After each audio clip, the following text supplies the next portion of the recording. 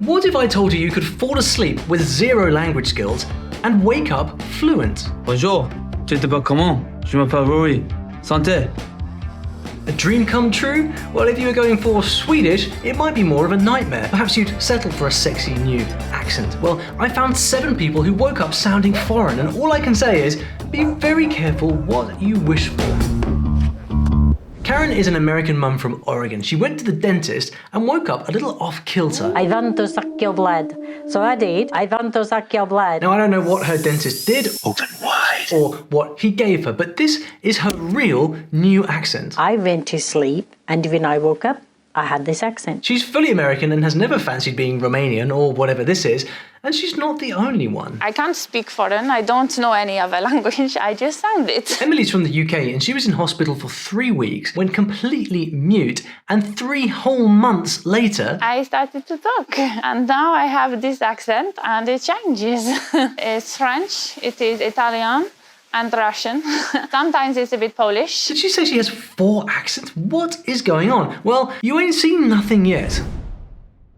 A few years ago, a young Australian called Ben was in a horrible car wreck and he was in a coma for over a week. When he woke up, he could only speak Mandarin Chinese. After waking up from the coma, I saw a Chinese-looking nurse. And because the first person I spoke to was in Mandarin, my internal monologue became Chinese. He said to the nurse, "Excuse me, nurse, it really hurts here.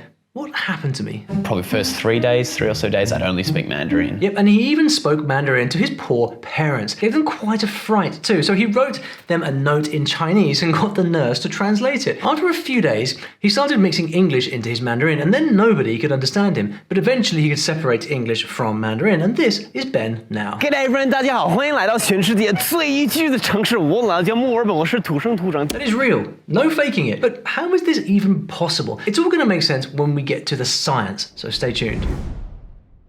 Meanwhile, did you hear about the kid from Georgia? Well, a 16-year-old American boy got kicked in the head while playing goalie for his football team, and after 3 days in a coma, he woke up speaking Spanish. Sí, hablo mucho español. Before the accident, all he knew in Spanish was a few words, but suddenly he couldn't remember English at all, and Spanish just flowed from his mouth like second nature. The teen says he believes he subconsciously remembers Spanish from listening to his friends and his brother speak the language in the past. Interesting little clue there, and this part is bizarre. Every time he tried to speak English, he'd have a seizure. So why are their brains rejecting English? Rory is also a footballer from England this time, and he got a severe head injury from a crash and stayed in a coma that actually looked like it was going to be permanent. It was very bad. But there's one scary detail in his story. Rory was staring death in the face, but he didn't know that his parents now had to decide his fate. They were offered a new experimental drug that could save his life, but it hadn't yet worked on any other patients. Experimental drugs? Well, 2 weeks later, English Rory woke up speaking French to the nurse in a Normandy accent. Rory had an out-of-body experience with his ancestors. Bonjour. Bonjour. Apparently he spoke so smoothly that the nurse, who was French, asked his father which part of France he was from. He also thought that he was Matthew McConaughey, but that part's not my problem. All right. So how is any of this actually possible? Well, all will be revealed. But first, what about those people who remembered English but forgot their own accent? It's very mysterious. I hope you're gathering clues, and if you're enjoying this mystery, please like and subscribe and turn on notifications because I have a lot more language content up my sleeve. It wasn't until I was in the ambulance on the way to the hospital, she actually said, "Are you aware of the way you're speaking?" And I said, "Oh, I sound like I have a slur." And she said, "No, you sound like you can work in a Chinese restaurant." Sarah is a Brit from Devon, and she used to speak like one, but in 2009, she woke up with a Chinese accent. A British lady who her whole life was like, "Hello, it's a bit of a whiffle, isn't it?" Like that. Now says, "I have not had my conversation for about 3 years now." You can joke all you like. There's science behind this phenomenon. So what do you think, guys? Could there be a link between waking up with a new accent and waking up with a new language? Come on, I think we need more clues. Could I please have latte in Tech Wake Up? Where do you think she is from? I'd say probably Croatia or... Okay. It's interesting that you perceive it that way, because I'm actually Australian. Oh, okay. I'm born in Sydney and Australia all my life. The brain still is working on in the air, still going. It just doesn't connect with this bit. This bit seems to have mind of its own sometimes. Cindy's accent is from a really bad seizure and the wrong medication. And Sarah, well, she had a severe migraine before things went wonky. And the deeper you search, the more stories you find. I started sounding total different. When I heard myself speak, the speech process in my head was total different. I say the word in the way that I can speak it from my brain through the speech process, movement of jaw, intonation, tongue movement, etc. If that sounds French to you, then that sounds French to you. What are your ears telling you guys? Does she sound French to you? How about the others? Would you consider those accents to be spot on? Now, I know you're wondering if they are faking it, and I don't blame you, but listen to this. I could say what I wanted at a speed that didn't sound like I wasn't make sense. It's very distressing to hear that, because from what we've been told is that is very unlikely I ever return to that. And does it to me every time. Nobody really understands what it's like to go from being accepted in your local area, you know, and all of a sudden everybody wants to treat you like you're deaf or you're brain damaged or you're foreign. I've had experienced discrimination. I've experienced people to be very rude. I remember this happened to the singer George Michael once, and he was pretty emotional about it. He had a near-death experience with pneumonia and woke up with a West Country accent. It's a true story.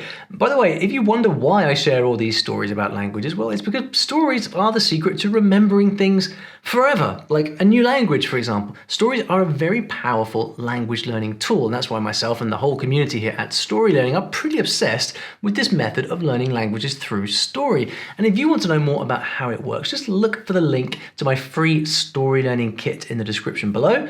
Go and check it out. She was born and Makes a fair point, but I can think of a lot of other accents that nobody gets by accident. Jokes aside, you're obviously halfway to figuring this out by now, because there's one thing they all have in common: some kind of horrible injury to their brains. And yeah, the other thing that's really freaking you out: wrong medication. Pretty scary, I know. So what is going on? Did their brains really reject English? And which of the two would be more frightening to you? Forgetting your native language or forgetting your native accent? Maybe you'd take it either way, just to sound foreign. Come on, let us know in the comments, which would you prefer? And finally, we are at the part you've all been waiting for. Not lies, not black magic, but science. Unintentionally switching languages in this way is known as bilingual aphasia. And those with the condition can often find themselves suddenly better at their second language. Second language? Turns out Ben had learned a little Mandarin in high school, but he only had a basic understanding. Somehow the accident made him take a giant jump in fluency. Isn't that pretty crazy? You see, the part of his brain that knew English was damaged in the crash, so when he woke up with no memory of English, his brain was searching for language, and the part that had learned basic Mandarin just kind of kicked in and took over. Pretty amazing, huh?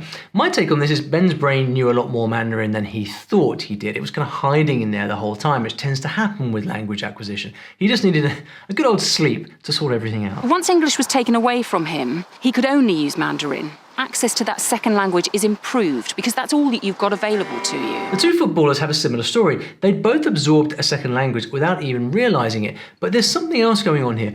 All of these people were super confident when they spoke.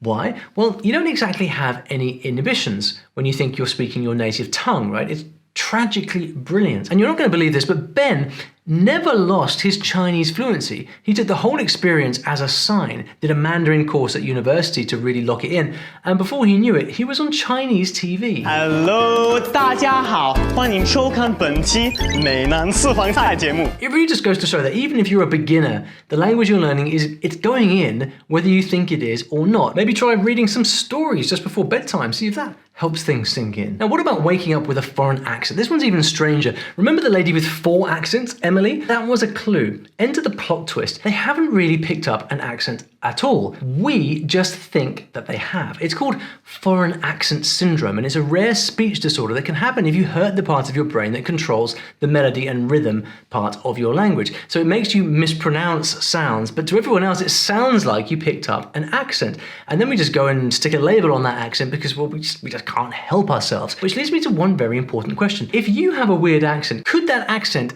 get you fired from your work? I'm about to lose my dang job. If you want the answer to this, we'll be addressing this in an upcoming video. Meanwhile, I have a super fun accent challenge for you in this video right over here.